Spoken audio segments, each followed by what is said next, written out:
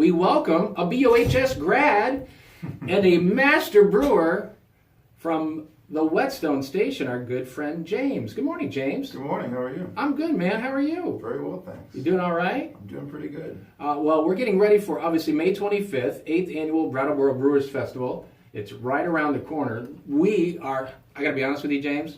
Yeah. I'm not going to lie to you. I wish it was this weekend.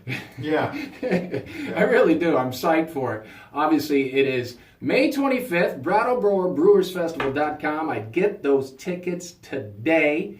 Get those tickets, buy some for your friends, and then come hang out with us, beautiful Vabec Fields, as we hang out with James and everybody at the Whetstone Station. What year did you graduate from BOHS? 2002. 2002. That's right. And eventually you went to college, and you eventually majored in what?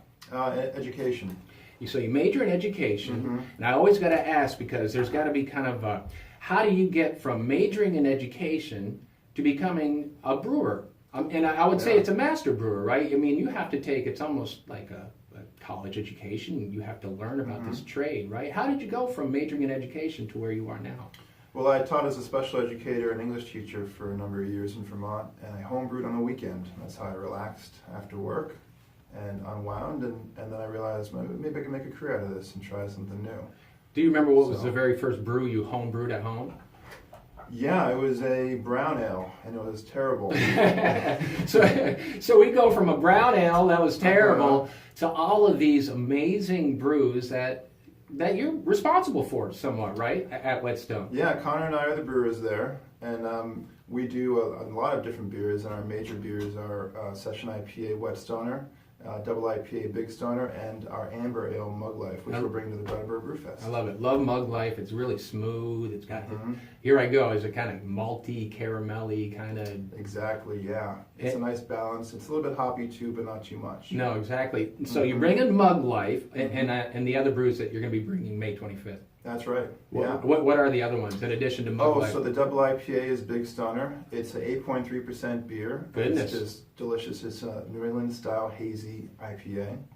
And the Session IPA is Whetstoner, which is only 4.5% ABV, and you can have a couple of those and feel pretty good. Yeah, and that's a nice sipping one, and you kind of hang out. And in addition to, obviously, Whetstone there with your brews, you're going to be there with the Rolling Stone from the Whetstone Station. That's your mobile. And I love it because it's those smashed hamburgers, right? With the cheese. Oh, yeah. All those crispy brown bits at the edge. Oh, yeah, It's good stuff.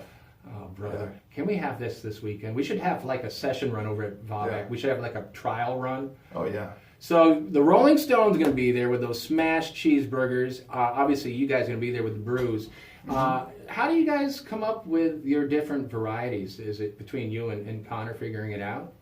Yeah, we were given free reign to just experiment and have fun. And we've come up with a lot of different styles, and we sort of just look at the sales and see what's popular, and then the best ones float to the surface. And what is the most popular brew at Whetstone these days? It's got to be Whetstoner Session IPA. Yeah. Yeah, it's super easy drinking, really light, and it's really approachable for a lot of people. And when you say that it's approachable, is that what you said? Is it just it's easier? Yeah. It's not so heavy on the palate. It's not, and people who say they don't like hoppy beers, we'll give them a taste of that and not tell them what it is, and they'll just order it right away. They love it. So why are people afraid of this? As soon as they hear the word hoppy, they get a little spooked. Why is that?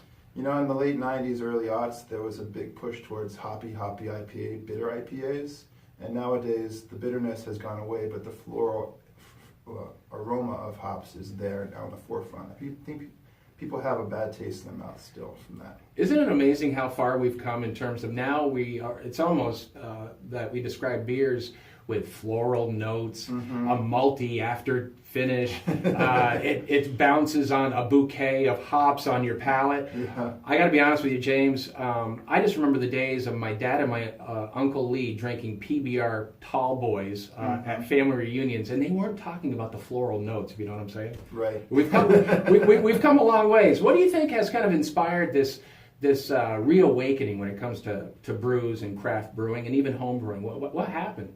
Not that I'm arguing, not that I'm complaining, you know what I'm saying? Well, I think in America during Prohibition, a lot of the brewers that were making beer like this went away, and Miller and Bud and everybody came around and they overtook the market. But these beers were being made in Europe for ever since, and for 500 or 600 plus years. And now Americans are picking those styles back up again. Have you ever gone over to Europe and done some research, James, if you know what I'm saying? I've done my research. Yeah. I've done my homework. Yeah. What was your favorite place to visit when it came to research? Right. Any pub in England you can put me in at. Yeah. Don't you love the pub life over there? Isn't it awesome? Fireplaces and shepherd's pie and Man. beautiful things. Smashed cheeseburgers. I'm going back to the Rolling Stone. May 25th, we're going to see you there. Bank on it, because we're hanging with James, we're hanging with the Whetstone, we're hanging with the Rolling Stone with those smashed cheeseburgers. I would get your tickets today. Buy some for your mom. Bring your mom. Mother. It makes the perfect Mother's Day gift. BrattleboroBrewersFestival.com. Thank you, James. We'll see you on the 25th.